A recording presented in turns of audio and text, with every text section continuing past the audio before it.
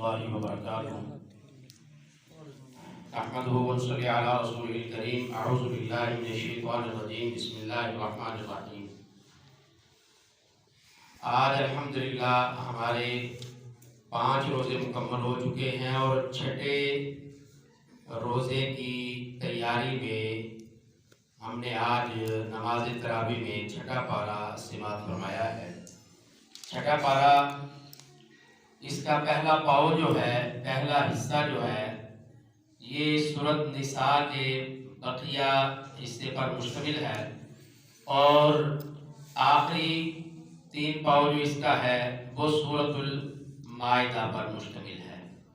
النساء عورتوں کے متعلق اللہ تعالیٰ نے اس سورت کے اندر مسائل بیان کیے ہیں، تو جہاں سے یہ سورت شروع ہوتی ہے وہاں اللہ تعالیٰ نے تقوی کا حکم دیا ہے، اور پھر اگلے رکوع سے اللہ تعالیٰ نے وارث کون کون کس انداز سے بنتا ہے اس کا متعلق اللہ نے تذکرہ کیا ہے، وراثت کا تذکرہ کیا ہے۔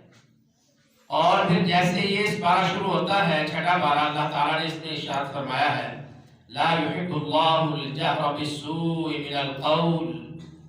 اللہ تعالیٰ اس بات کو پسند نہیں کرتے، بری بات کو تم شور شرابے سے لوگوں کے اندر عام کرو، اللہ اس کو بالکل پسند نہیں کرتے۔ الا من ظلم، ہاں اگر کسی پر ظلم ہوا ہے، کسی پر ظلم ہوا ہے تو مظلوم اپنی آواز کو بلند کر سکتا ہے، وہ بھی گلی گلی بازار بازار کریا کریا نگر نگر نہیں، بلکہ اس کے اوپر ہونے والے ظلم کا جو مداوع کر سکتے ہیں نا، ان کے آگے جا کر وہ اپنی بات کر سکتا ہے۔ اور ہمارے معاشرے میں کتنی بڑی جہالت کی بات ہے، ابھی 1 ماہ پہلے پاکستان میں قومی اسمبلی اور صوبائی اسمبلیوں کے الیکشن تھے، اور ان الیکشن میں کیا مساجد، کیا مدارس، کیا دینی جماعتیں، کیا دنیا کی جماعتیں، کیا پولیٹیکل پارٹیاں، یہ ساری ایک دوسرے پر اتنے بڑے بڑے لام تام کر رہے تھے، الیاذ باللہ۔ تو اللہ تعالیٰ کہتا ہے مجھے تو یہ باتیں بالکل پسند نہیں ہیں۔ یہ چھٹا پارے کی پہلی آیت ہے، لا يحب اللہ الجہر بالسوء من القول الا من ظلم۔ اللہ کہتا ہے مجھے بری بات کو پسند کرنا، تمہارا بری بات کو بلند کرنا یہ بالکل پسند نہیں ہے۔ شور کرنا، ایک بری بات تھی، برا کام تھا، وہ ایک آدمی کو پتا تھا، اب اس نے شور ڈالنا شروع کیا، پورے معاشرے میں اس برائی کو اس نے ڈال دیا، پہلے کسی کو خبر ہی نہیں تھی۔ الا من ظلم، جس پر ظلم ہوا ہے، مظلوم اپنی داد رسی کے لیے کسی ذمہ دار تک جا کر یہ بات کر سکتا ہے، اسے بھی کریا کریا بستی بستی اجازت نہیں ہے کہ وہ ہر جگہ پر اپنے ظلم کی داستانیں بیان کرتا ہے۔ اللہ کے رسول صلی اللہ علیہ وسلم کے پاس ایک صحابی آئے، کہنے لگے اللہ کے رسول مجھے میرا ہمسایہ بڑا تنگ کرتا ہے۔ اللہ کے رسول صلی اللہ علیہ وسلم نے اسے کہا صبر کرو۔ پھر دوسری بار بھی آیا اور تیسری بار بھی آیا۔ اب اللہ کے رسول صلی اللہ علیہ وسلم نے اپنے اس صحابی سے کہا ایسے کرو، جاؤ اپنے گھر میں اور اپنے گھر کا سارا سامان نکال کر باہر راستے میں رکھ دو، سارا گھر کا سامان نکال کر راستے میں رکھ دو۔ اب وہ گئے اور انہوں نے جا کر اپنے گھر کا سارا سامان نکالا اور راستے پر رکھ دیا، اور خود وہ پاس کھڑے ہو گئے۔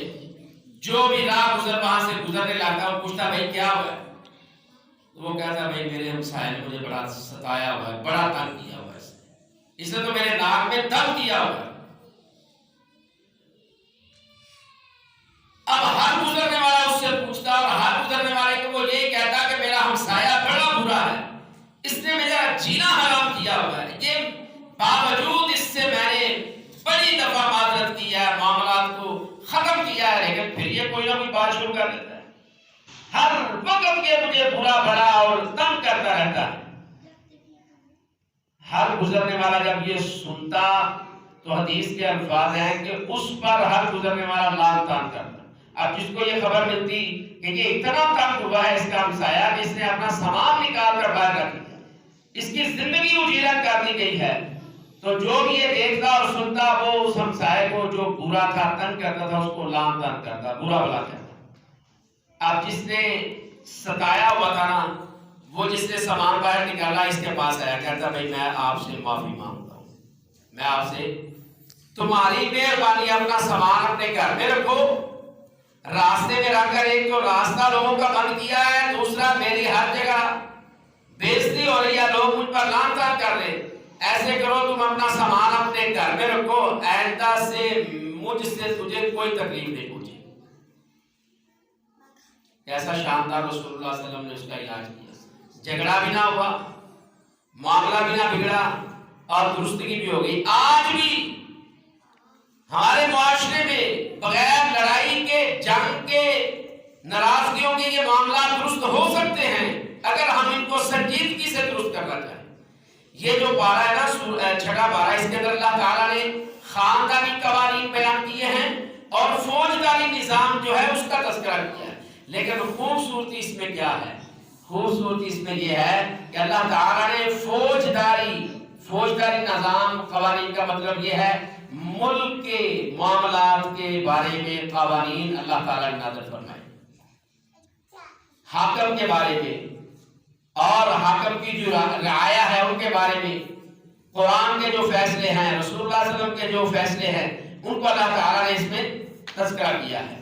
تو اسے فوجداری، جو ملک کے خلاف معاملہ ہو سکتے ہیں، فوجداری قوانین، اور جو گھروں میں خاندانی اور علاقوں میں جو معاملے ہوتے ہیں اسے کہتے ہیں خاندانی۔ اور کہڑا لفظ بولیا جاتا ہے؟ فوجداری کیوں نہیں پڑھانی؟ فوجداری سے نالی لفظ اور بولیا جاتا ہے دیوانی کیسز۔ دیوانی کیسز سے مراد یہ ہے کہ گھروں میں جو جھگڑے ہیں، خاندانی جھگڑے ہیں، علاقوں میں جھگڑے ہیں، گلی محلے کے جو لڑائی جھگڑے ہیں، ان کو دیوانی کیسز کہتے ہیں، اور جو ملک کے خلاف ہوتے ہیں ان کو فوجداری نظام، فوجداری کیسز کہتے ہیں۔ اللہ تعالیٰ نے وہ سارے اس پارے کے اندر خصوصاً سورۃ مائدہ میں بیان کیا ہے۔ اللہ تعالیٰ نے سورۃ نساء کے 6 بارے کے دوسرے پارے پر ایک ایسا جھوٹ جس کو عیسائیوں نے مشہور کر دیا ہے، عیسائیوں نے کہا ہے کہ آپ نے جناب عیسیٰ علیہ السلام کو نعوذ باللہ قتل کر دیا، پھانسی چڑھا دیا، تو اللہ تعالیٰ نے آسمان سے قرآن کو نازل فرما کر ہم پر حجت کو نازل کر دیا ہے اور عیسائیوں کو سبق سکھلایا ہے کہ وہ کتاب، جس کتاب کی بشارت تمہاری انجیل میں، تورات میں، زبور میں آیا کرتی تھی، وہ کتاب تمہارے اس دعوے کی نفی کرتی ہے کہ تم نے جناب عیسیٰ علیہ السلام کو پھانسی دی۔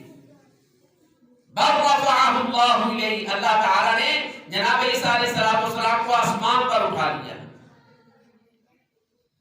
اللہ اکبر۔ اور عیسیٰ علیہ السلام دوبارہ امتی کی شکل میں جناب محمد الرسول اللہ صلی اللہ علیہ وسلم کی امت میں دجال سے لڑائی کرنے کے لیے، دجال کو قتل کرنے کے لیے جناب عیسیٰ علیہ السلام عیسیٰ علیہ السلام کو اللہ تعالیٰ دوبارہ نازل فرمائیں گے، لیکن نبوت کی حیثیت سے نہیں، ایک امتی کی حیثیت سے۔ اللہ اکبر۔ ایسے ہی اللہ تعالیٰ نے امت محمدیہ کو بہترین امت قرار دیا، فضیلت والی امت، اعلیٰ عظمت والی امت قرار دیا ہے۔ سامعین محترم، اس سورت کی آخری آیت کریمہ میں ایک ایسا سوال ہے، اللہ تعالیٰ نے قرآن کریم میں ارشاد فرمایا، جناب سیدنا حضرت جابر رضی اللہ تعالیٰ عنہ کہتے ہیں کہ رسول اللہ صلی اللہ علیہ وسلم میری تیمارداری کرنے آئے، رسول اللہ صلی اللہ علیہ وسلم میری تیمارداری کرنے آئے، کہتے ہیں شاید ان کے آنے سے پہلے میں بے ہوش تھا، مجھے اب یاد نہیں ہے۔ نبی صلی اللہ علیہ وسلم نے پانی دم کر کے یا پانی پیا اور باقی جو پانی تھا اس کو میرے اوپر چھینٹے مارے، میرے چہرے پر، یا دم کر کے مجھے پانی مارا تو مجھے ہوش آ گیا۔ تو میں نے دیکھا اللہ کے رسول صلی اللہ علیہ وسلم میرے پاس ہیں، تو میں نے کہا اللہ کے رسول کلالہ کے بارے میں کیا خیال ہے آپ کا؟ کلالہ کے بارے میں کیا حکم ہے؟ تو اس سورۃ نساء کی آخری آیت ہے، اللہ رب العزت ارشاد فرماتے ہیں یستفتونک قل اللہ یفتیکم فی القلالہ، اے محمد رسول اللہ صلی اللہ علیہ وسلم آپ سے فتویٰ طلب کر رہے ہیں، قل اللہ یفتیکم فی القلالہ، تو آپ کہہ دیجئے کہ اللہ تمہیں کلالہ کے بارے میں فتویٰ دیتا ہے، اللہ تمہیں فتویٰ دیتا ہے۔ اچھا اب بات یہ ہے کہ کلالہ کسے کہتے ہیں؟ پیچھے والی سورۃ نساء کے شروع میں اللہ تعالیٰ نے باپ فوت ہو تو بیٹوں اور بیٹیوں کو کیا ملے گا؟ اگر باپ فوت ہوا ہے اس کے ماں باپ یعنی بچوں کا دادا دادی ہے ان کو کیا ملے گا؟ ہمارے ہاں تو صرف جس کے ہاتھ میں جو آتا ہے وہ قبضہ کر کے تو دوسروں کو بھگا دیتا ہے نا. اسلام نے یہ زبردست نظام دیا ہے، فوت ہونے والا چاہے کسی بھی عمر کا ہے اور وہ کسی مال کا مالک تھا، اس کے باپ اس کا ماں باپ زندہ ہے نا تو اللہ نے کہا ان کو بھی حصہ دینا ہے. اللہ اکبر. یہ اسلام ہے، یہ اس کے خوبصورت ترین نظام ہے. یہ شعور دیتا ہے قوموں کو اور انسانوں کے ان کے حقوق دیتا ہے. لیکن ہمارے ہاں کیا ہے؟ دادا دادی تو دور دی گل، جوڑی بیوہ ہو جاتی عورت اونوں نہیں ہوتے دیور جیٹ کچھ دیتے اس کو گھر سے نکال دیتے ہیں. انا للہ و انا الیہ راجعون. تو یہاں کلالہ کی بات ہے. کلالہ وہ ہوتا ہے، اچھی طرح یہ قرآن کریم کا ایک جملہ ہے کلالہ. کلالہ اسے کہتے ہیں کہ جو شخص فوت ہوا ہے اس کی اولاد نہیں ہے، اس کی اولاد نہیں ہے، اس کی اولاد نہیں اور اس کے ماں باپ بھی نہیں، وہ اکیلا ہی تھا دنیا میں، وہ اکیلا ہی دنیا میں تھا. تو وہ کلالہ ہے. وہ کیا ہے؟ کلالہ ہے. تو اللہ تعالیٰ نے اس کے مسائل یہاں بیان کیے ہیں. اس کے بعد سورۃ المائدہ ہے. مائدہ کہتے ہیں دسترخوان کو، مائدہ کہتے ہیں دسترخوان کو. تو جناب رسول اللہ صلی اللہ علیہ وسلم سے اور عیسیٰ علیہ السلام سے مائدہ کے بارے میں سوال کیا گیا تھا کہ اچھا جناب عیسیٰ علیہ السلام سے ان کی قوم نے کہا تھا اگر آپ سچے نبی ہیں تو ایسے کریں اللہ تعالیٰ سے یہ التجا کریں کہ اللہ آسمان سے مائدہ دسترخوان نازل کرے جس کے اوپر قسمہ قسم کے کھانے موجود ہوں. اللہ تعالیٰ آسمان سے منو سلوا بڑا بنایا کھانا نازل فرمائے اگر آپ سچے نبی ہیں. ایسی یہ بنی اسرائیل کی قوم یہود و نصارہ عجیب و غریب قسم کی سوچ کے مالک تھے. آج بھی ان کی سوچ ویسے کی ویسے ہی ہے. مسلمانوں سے صرف ان کا حسد یہ ہے کہ نبوت اللہ تعالیٰ نے جناب ابراہیم علیہ السلام کی لڑی میں کیوں دی. تو ایک اس طرح کے عجیب غریب قسم کے ان کے یہ مسائل تھے. تو اس میں اللہ تعالیٰ نے جہاد کا تذکرہ کیا ہے، اس میں اللہ تعالیٰ نے بنی اسرائیل کی قوم کا تذکرہ کیا ہے، اس میں اللہ تعالیٰ نے ایک قانون بیان کیا ہے. اللہ نے کہا دنیا میں اگر تم زندہ رہنا چاہتے ہو، بڑی توجہ طلب بات ہے، دنیا میں اگر تم مسلمانوں سے اللہ مخاطب ہو کر کہا ہے اگر تم دنیا میں زندہ رہنا چاہتے ہو، اپنا آپ منوانا چاہتے ہو، اپنی قومیت اسلام کو بلند و بالا اور قائم اور دائم رکھنا چاہتے ہو، پھر لازم ہے تم دنیا میں جہاد کرو. پھر کیا ہے؟ دنیا میں جہاد کرو گے. کفر، یہود، عیسائی، نصرانی، مجوسی، صہیونی، یہودی یہ سارے تم سے ڈر کر دبک کر تمہارے زیر سایہ رہیں گے. اگر تم جہاد کو چھوڑو گے تو اللہ تم پر ذلت مسلط کرے گا، پوری دنیا کا کفر تم پر حکومت کرے گا، تم مغلوب ہو کر ان کے ساتھ زندگی گزارو. اور جو جس طرح آج ہمارے ساتھ ہو رہا ہے، دنیا کے اندر کتنے 60 کے قریب ممالک ہیں مسلمانوں کے، لیکن سارے یہودیوں کے زیر بن جائے. اتنے مالدار، اتنی دنیا کی ان کے پاس ٹیکنالوجی ہے، اس کے باوجود آج غزہ کے مسلمان کیوں مظلوم ہیں؟ آج فلسطین کے مسلمان کیوں مظلوم ہیں؟ آج ان کے لیے کوئی آواز کیوں نہیں اٹھاتا؟ اس لیے نہیں اٹھاتا کہ اللہ کا حکم چھوڑ دیا. اللہ کے حکم کو مانیں گے تو پھر اللہ تعالیٰ دنیا میں سربلندیاں عطا فرمائے گا. جہاد میں عزت ہے اور نبی صلی اللہ علیہ وسلم نے جہاد کو کیا کہا ہے؟ کہا نبی صلی اللہ علیہ وسلم نے فرمایا جو اسلام ہے نا اس کی چوٹی جو ہے وہ جہاد ہے. اسلام کی جو چوٹی ہے وہ جہاد ہے.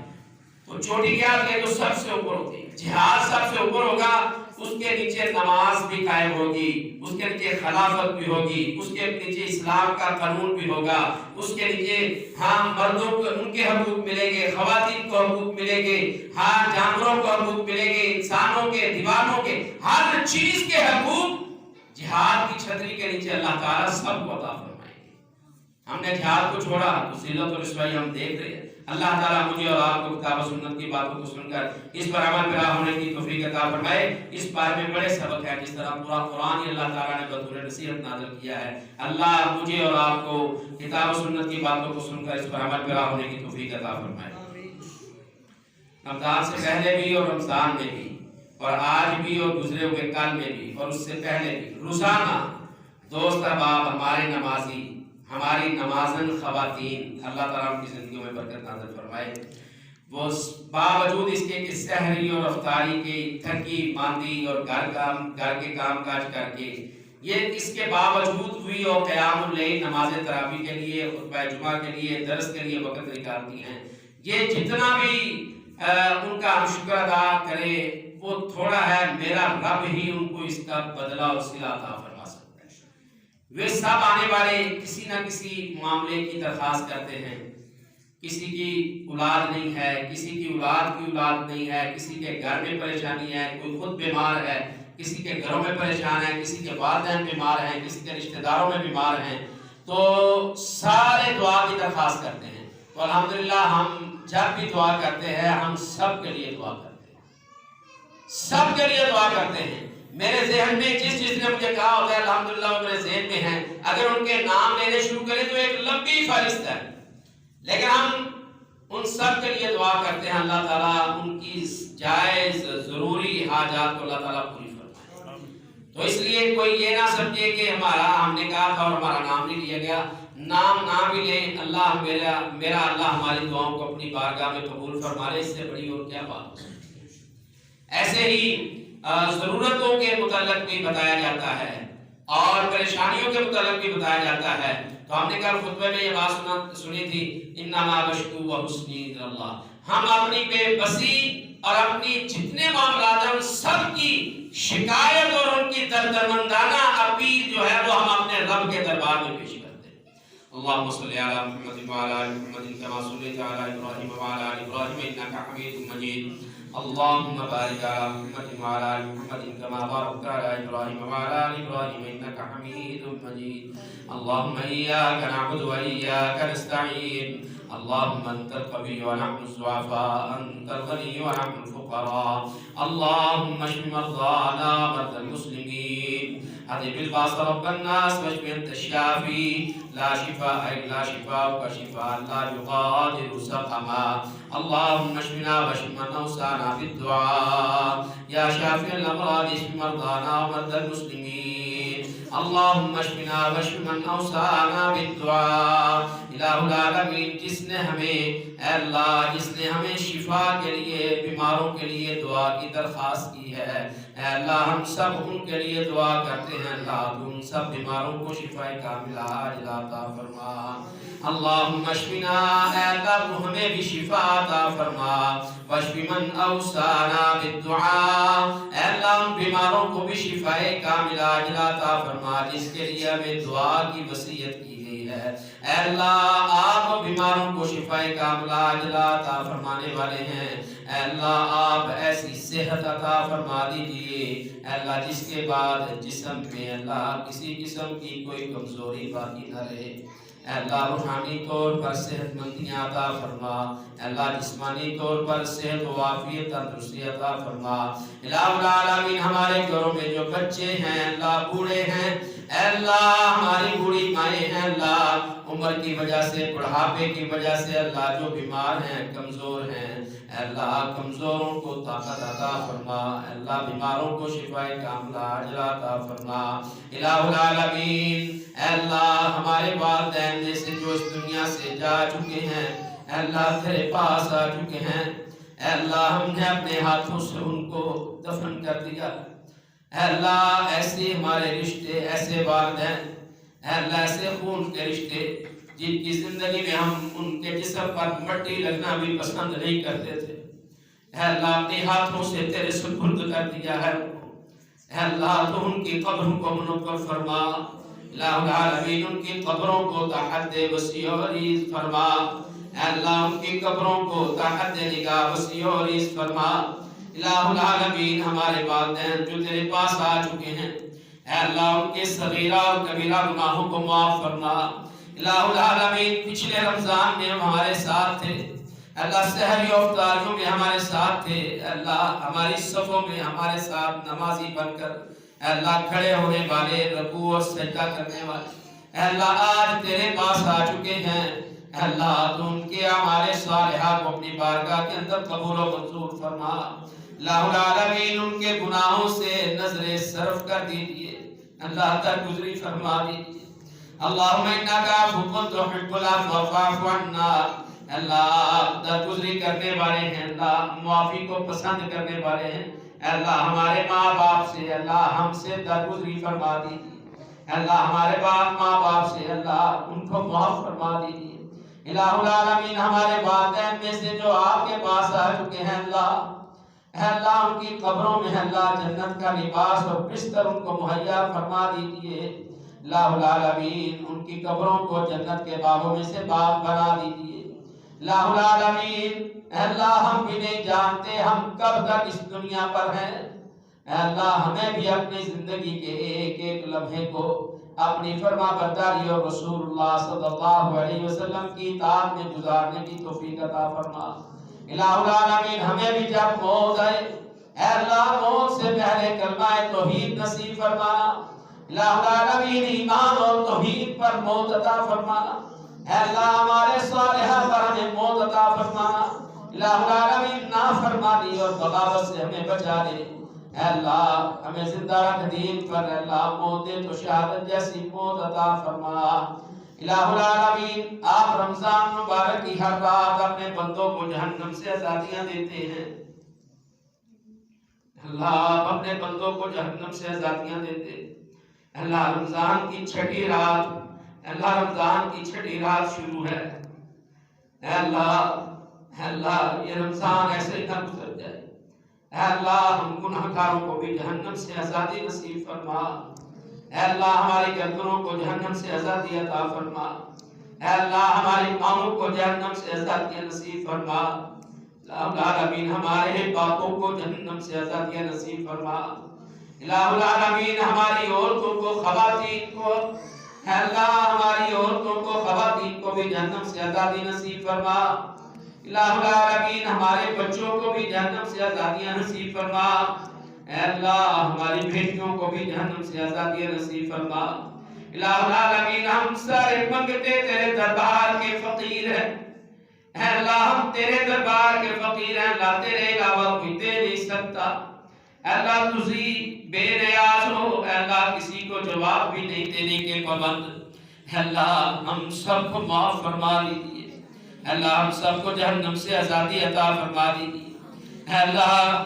سفید بال والے بھی دامن پھیلا کے بیٹھے ہیں اے اللہ، پورے یقین اور وثوق اور توکل سے تجھ پر یقین کرتے ہوئے اے اللہ ہمارے ہاتھوں کو دامنوں کو خالی نہ لٹانا اے اللہ، ہمیں جہنم سے آزادیاں نصیب فرما اے اللہ، ہماری اولادوں کو جہنم سے آزادیاں نصیب فرما اے اللہ، ہم بڑے ہی گناہگار اور نکمے بندے ہیں اے اللہ، بڑے ہی کمزور ہیں اے اللہ، بار بار گناہ کرتے ہیں اے اللہ، بار بار بھول جاتے ہیں اے اللہ، آپ بڑے عرش معلا کے اے اللہ اے اللہ بڑے صبر والے ہیں اللہ، آپ بڑی تسبیح کے مالک ہیں، پاکیزگی کے مالک ہیں اے اللہ، عرش معلا کے مالک ہے، عزت اور جلال صرف آپ کی ہے اے اللہ، ہم بڑے ہی حقیر ہیں اے اللہ، آپ بڑے ہی عزت والے ہیں اللہ، آپ بڑے ہی بلند ہیں اے اللہ، ہم گرے ہوئے نکمے اور فقیر مانگتے ہیں اللہ،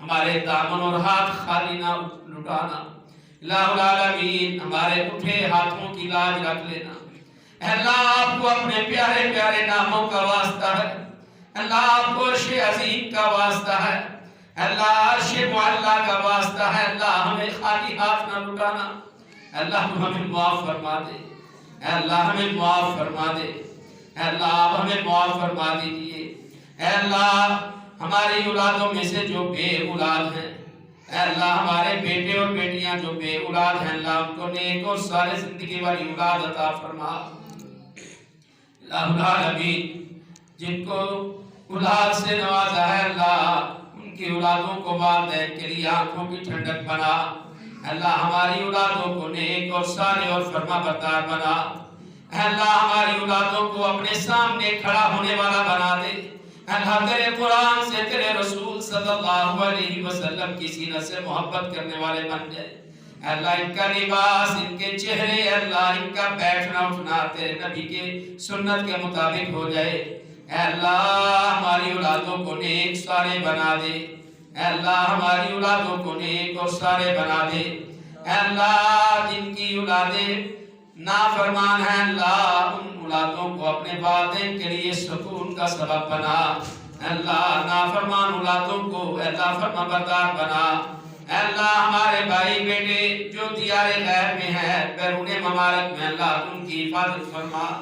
اے الہ العالمین ان کی محنتوں میں رزق میں برکتیں عطا فرما۔ اے اللہ رمضان کا مہینہ، اے اللہ تیری رحمتوں کا سایہ فگن مہینہ بڑی تیزی سے جا رہا ہے۔ اے اللہ ہم تجھ سے کچھ بھی نہیں مانگ سکے، اے اللہ جس طرح حق تھا ہم اس طرح تیری عبادت نہیں کر سکے۔ اے اللہ جو بھی ہم ٹوٹی پھوٹی عبادتیں کرتے ہیں، ریاضتیں کرتے ہیں، اللہ ہم کو اپنی بارگاہ کے اندر قبول و منظور فرما۔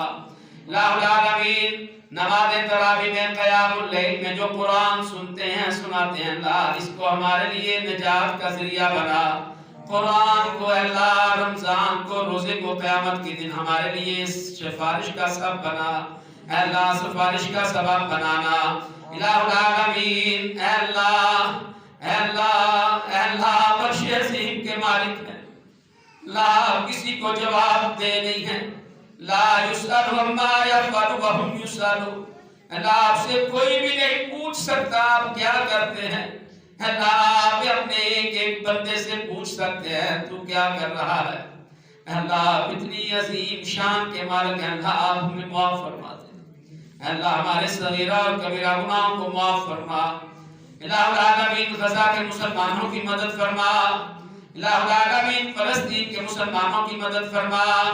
الہ العالمین زبیر رشید اور اس کے بھائیوں کو، اے اللہ مجاہدین اور ان کے ساتھیوں کو، اے اللہ دشمنوں کی قیدوں سے آزادی نصیب فرما۔ الہ العالمین امیر المجاہدین پروفیسر آفت محمد سید صاحب کا اللہ باعزت بری اور رہائی